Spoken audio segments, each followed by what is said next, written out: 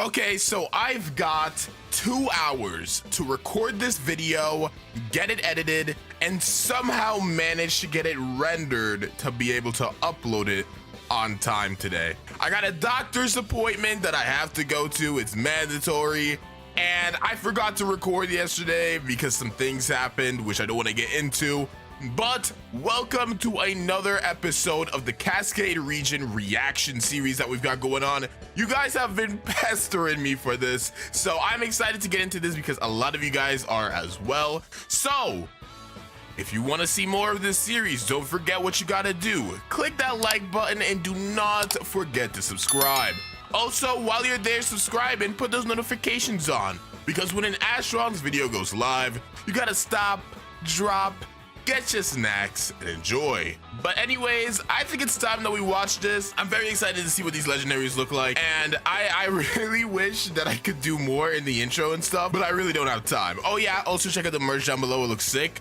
But yeah, let's go. Oh hello, this is part 2 of a video series where I'm sharing my concept for a sort of dream Pokemon game. Last time we went over the very basics of the region and explained everything about the starter Pokemon. Very important Pokemon for sure, but the next most important Pokemon are the legendaries, especially the box legendaries. And that is what this video is all about. Pokemon Blazing Bloom and Frigid Fall brings you to the Kaskade region. A region based on the Pacific Northwest, like Washington and Oregon, and then you overlay them on top of each other, pull in a bit of the surrounding areas too, and there's your region. So whatever the box legendaries are, they should definitely be fitting of the area, much more so I'm excited. than the starters, and much more so than the other mon as well. On top of this, they need to fit whatever the gimmick of the game is, and the lore of it all. And so here's all that context that you need to know for these legendaries.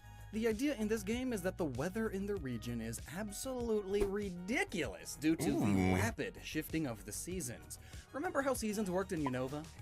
Is this like some art that he got somewhere off the internet, or was this custom made just for this video? Because if it is, I mean, this looks really good. I just wanted to say that really quickly because that looks amazing. The season would change for the whole region.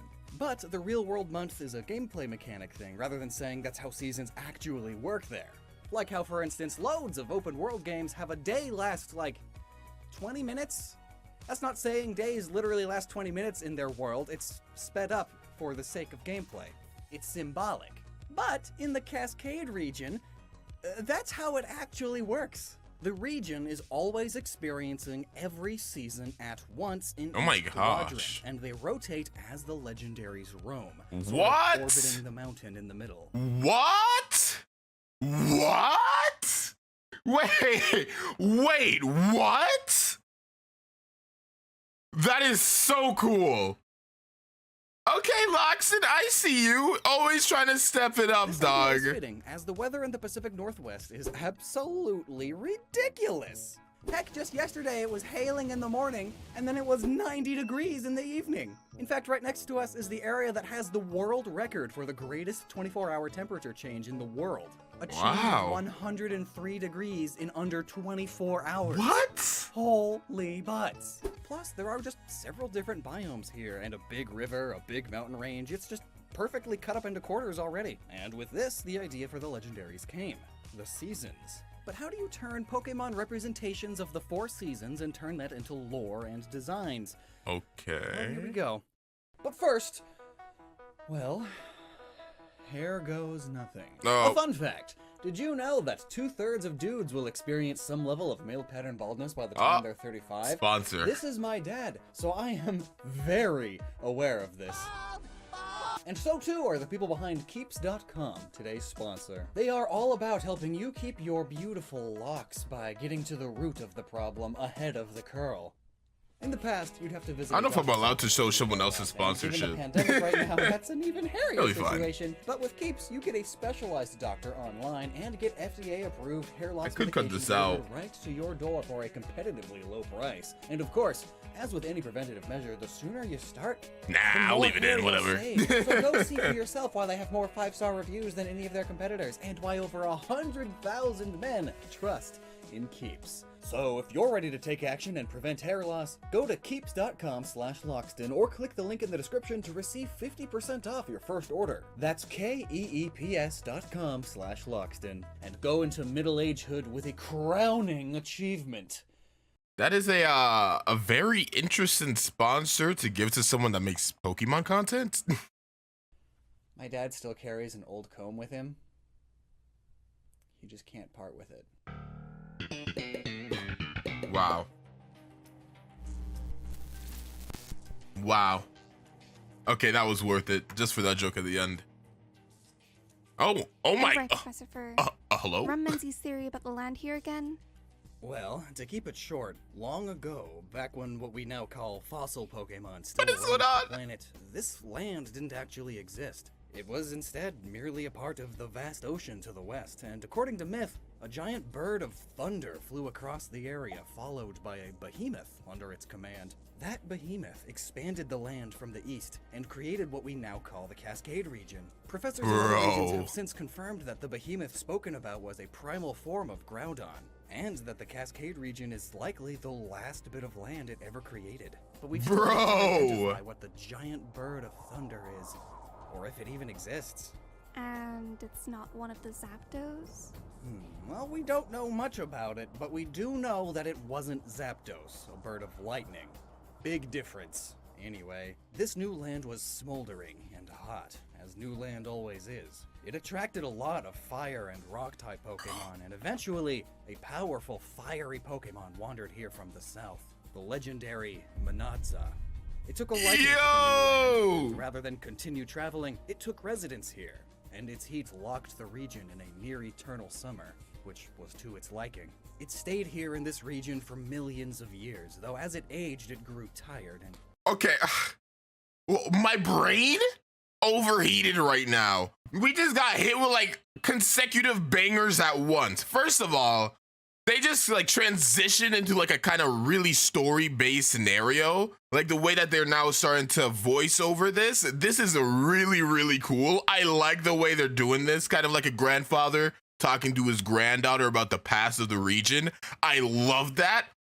Next up, the lore of how this entire region came to be having been a result of primal Groudon and its last thing that it created before it went into hibernation kind of thing. Amazing. The legendary design, don't even get me started. This man is so drippy, he has to be a fire type. The amount of heat he's possessing, dog. What is this? Oh my, okay, I get it. I got 2 hours to make this video. I can't talk too much, bro. Yo. Hibernate in the volcano to rest and regain its heat. But in its absence, the region began to cool ever more. And eventually, from the north, another legendary Pokemon meandered into the region, Arctoyield. And with its arrival, it brought along a downpour of snow and ice. That's not what I meant. It is what caused the entire ice age on this continent as it traveled, which of course led to us losing many kinds of Pokemon that we can now only revive from fossils and glaciers now. What's this based on? Having the dark heart that it did, it cared not for those losses, completely unconcerned, as it took a liking to the cold. But when it found the Cascade region eventually, it grew fond of it. It loved the beauty of this land. The mountains, valleys, rivers, and forests were the best it had ever seen. And so, it too took residence here, but locked the region in a nigh eternal winter. The surviving heat and dryness-loving Pokemon were forced to leave, or perish, unable to handle the harshest of winters, and in their place came many cold and wet-loving Pokemon. But many millennia later, the cold eventually penetrated the volcano and sent a chill up Menadza's spine. It woke up and looked at what was once its territory in disgust. It hated the cold and began melting the ice in its vicinity until its part of the region was once again locked in a near-eternal summer. But its job wasn't done. It wouldn't rest until the ice was out of its region entirely, so it moved to the next area to melt the ice there. But from another mountaintop, Arctoyield noticed that a part of its region had warmed, and this warmth was leaking into another part. To put an end to this, it began traveling to this area to spread its winter once more, and thus their rivalry began. Both legendary Pokemon wish for full control of this land they call home, but not. Oh, I see. So they're kind of like continuously trying to reclaim what land they lost. So basically the whole region got, frozen over. Menadza was like, hey, yo, homie, Slice Dog, what are you doing? This is my turf. So he starts running around the region trying to, melt all the ice. But the more that he runs around, the more that the ice dude, I forgot his name already. Wow, I'm a great YouTuber, is running around as well to try to freeze everything. So they're ending up doing a whole seasonal change unintentionally every time they move around. That is really cool. That's like a really good way to incorporate seasons, but make it have a really good correlation to legendary Pokemon. But that also leads me to like think, right? Are these legendaries gonna be catchable? Obviously, we're only 6 minutes in, and I really need to stop talking so much. But if we catch these legends, does that mean that one will win? Does that mean that, like, if we catch the ice dude, Menadza will be like, hey, yo, I'm gonna keep running around, and the whole region is in an endless summer? I wonder, but obviously there's gonna be 2 more, right? So let's see that. Neither is powerful enough to or are there? I don't know.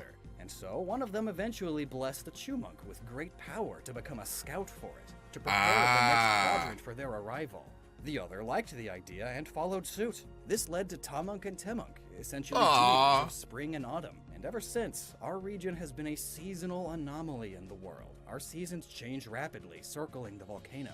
At any given time, we experience all 4 seasons in different parts of the region. A blessing and a curse, really. We can grow seasonal crops all year round when the rest of the world has to wait, meaning during their off-season, we can export at a high price, but only the crops that grow fast enough to beat the next seasonal change. There are loads of tourist destinations here. Ski resorts, summer beaches, ice fishing, and river rapid runs, but only when the season is correct in the right area. But there is always something somewhere. And thus, compared to most other regions, the Kaskade region is an economic powerhouse. Home of Amazol, the richest corporation in the world, and of course, many flourishing smaller businesses. And at the core, we have these 4 Pokemon to thank for it. But despite the astounding number of people that have moved here, we still only occasionally see these Pokemon. Occasional reports and occasional photos, they somehow avoid most human contact. But still, every time we get a new photo, I simply feel awe. How these and other legendary Pokemon live so long is still unknown. And I can't even imagine a life of eternal circling around the same region, rotating the seasons and nothing else. I feel like I'd quite literally go stir-crazy. I guess that's just one of the great mysteries of Pokemon.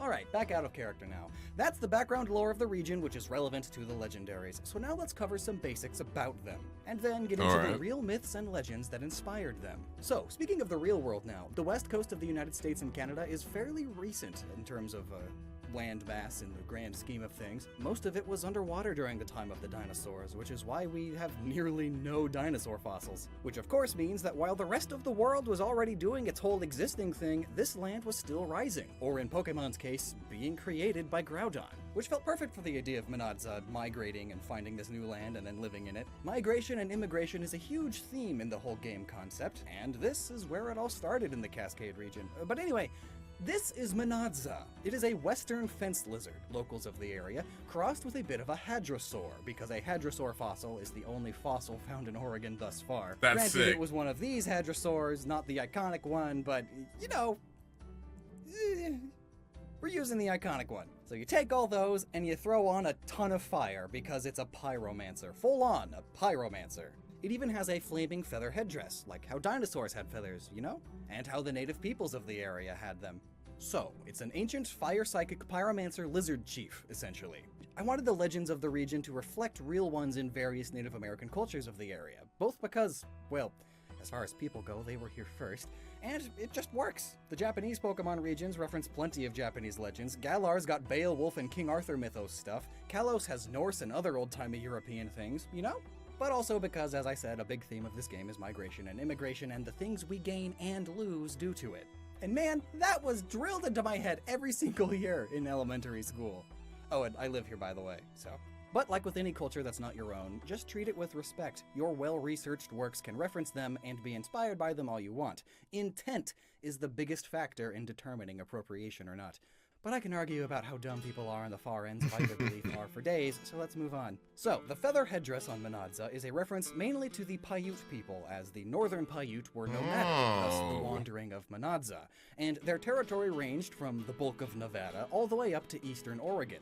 And the western fence lizard is the one that happens to live in this part of Oregon. It's just good. It works. The name pulls from a few things, and I looked up pronunciation guides, but still, apologies if I mess some of these up a bit. The first part is easy, though. Mana, sometimes called mana. It's the magical energy of the earth, since it's a pyromancer. Lizard is there, obviously, as well as Tabadza, the Numu word for lizard. Numu being the language spoken by the Paiute. And also, their word for summer is Tadza. And on top of this, Ma-na-we means a long time, or forever. Essentially, this name translates to eternal magical summer lizard. It's a wizard sick. Lizard, and I love that. Oh, also it has the alchemic symbol for calcination on its chest and claws. Calcination being fancy talk for the process of heating things up a lot. I gotta fit alchemy in here somehow. You know, I don't think these guys need summer anyways. You know, what's the worst that could happen if I were to just chuck a master ball at this and I'll just end up putting this thing on a pedestal for the rest of its life instead of having it control the seasons. We don't need seasons anyways. This thing's too drippy, dog. Now, Arctoyield. Arctoyield was significantly harder to name. Nothing quite worked. Arctoyield was the best I could come up with, but I'm not 100% happy with it. But here's what it means and what it is. The Arctodus is a now extinct Ice Age bear. It was very large, and compared to modern bears, had much longer limbs and a much flatter face. Plus, it already has Arcto in the name, so Arctic. It's great. Always down for more bears. I remembered that it's actually the other way around, really. The Arctic and Antarctica literally mean has bears and does not have bears. Well, it also has arc, as in a high position, like a king, so that's good too. It is a big, mean bear. Ice, dark type. Winter is almost always portrayed as a sort of bad guy in media and myths alike, which makes sense. The cold brings harsh winters and death. Having its furry fur be mainly furry on its back is a reference to bear pelts, and the rest of its body is covered in a hard, icy armor. And this symbol on its chest is reminiscent of the alchemic symbol for congelation, fancy talk for freezing, or rather it's used in the process of freezing, but whatever. The name also pulls from yield, which means to give, as it gives the cold. It brought the Ice Age, expanded the Arctic, and so you gotta be really cautious around it. Yield to it, obviously. But it also pulls a bit from the Siksika word for winter, stoi. So it's a cold king bear. Neat. So get this, there is a Siksikan tale about a bear that steals the winds that bring warm air, which of course causes the land to get stuck in winter. It's pretty spot on, and plenty of other nearby regions had similar tales, like those from the Chinook. We have loads of things named after the Chinook these days too. A river, a helicopter, a salmon, and the Chinook wind is the breeze responsible for the crazy weather that we have in the Pacific Northwest. Wow, Just dude. like how the arrival of Arctoyield is what caused all the crazy seasons and weather to start happening in Cascade. Before then, it was just locked in summer, a big desert, you know? Tamunk and Temunk are their scouts or sidekicks, which works as a description for spring and autumn really. Summer and winter are the big ones. The others are just the transition periods. Shumunk is a simple, normal-type chipmunk Pokemon. It's the Sentret, or Yungoos of the region, and at some point, two of them were blessed and became Tamunk and Temunk. So this is cool. The monk comes from chipmunk, clearly, but Ta and Te. Well, Ta comes from the Paiute word for sun, Taba, or even their word for spring, Tamano, whereas the Te comes from the Chinookan word for autumn, Mosh Tepso, literally falling leaf. They are ghost grass and fairy grass they're type, so and I feel cute. like that's pretty self-explanatory. Tamunk flies ahead of Menadza to prepare the land for its arrival. It gives the flowers and plants there a so head start on their growth cool. and blooming thanks to its fairy-like connection to nature. Temunk floats ahead of Arctoyield, preparing the land for its arrival. It commands the trees and plants to kill off their leaves with its ghostly grass powers. And as a set of four, I think they symbolize the seasons perfectly when you look at their type square. Type square. Yeah, it's a square now because there's 4, not 3. Fire Psychic versus Ice Dark. They are both super effective against each other and resistant to each other. That's amazing. Heck, Arctoyield is immune to Menadza's psychic attack because it has entropy on its side. And that's super dark when you think about it. And the chipmunks also work. Both being grass, the fire and ice of summer and winter are super effective against both of them. But then, the fairy of spring is strong against the dark of winter, whereas the ghostly demise of autumn is strong against the lively body heat of summer. So their type triangle square looks like this, essentially. All is balanced, as it should be. Speaking of, this whole rivalry that they have with each other is inspired by a tale from the Paiute that other nations would adopt in some of their own tales as well. It is the story of how the seasons came to be. And long story short... Okay, let's get into this. Wolf calls a meeting. All of the animals come together to discuss the weather, and what they should do about it. But they didn't invite Coyote, because nobody likes Coyote. He doesn't know it all. He's smart aleck. A prick. So the animals got to debating, and Grizzly Bear said, "It should be cold all the time, because I have long fur, and when it's cold, the rivers are full of fish, and I like fish." But then the lizards and snakes said they hated that idea. They would freeze to death. No, it should be hot all the time, so they can relax in the sun. Bear and the other long-furred animals hated that idea. They would basically melt. So lots of debating happened, and it went for a long, long time. Even after the meeting, lots of conflict was had. And then, eventually, Coyote caught wind of this and was like, "Oh, hey, guys, you're all stupid. Just invent seasons." And everybody soon realized that that was a very good idea. But they hated that it came from Coyote. But they did it anyway. And that is how the seasons came to be. So, Winter Bear versus Summer Lizard. And wise old Coyote saves the day. Yo! Oh yeah, so here's Wickoot, a wise old coot coyote who is a bit wicked. In most of American tales, Coyote is portrayed as a trickster, a prankster. It knows a lot, and it's a jerk about it. Get me one now. I am not asking, I am telling. Nintendo, make this. Make this. BDSP can wait. Just literally make a DLC for Sword and Shield and put this in the game. I want this Pokemon. This thing looks so cool.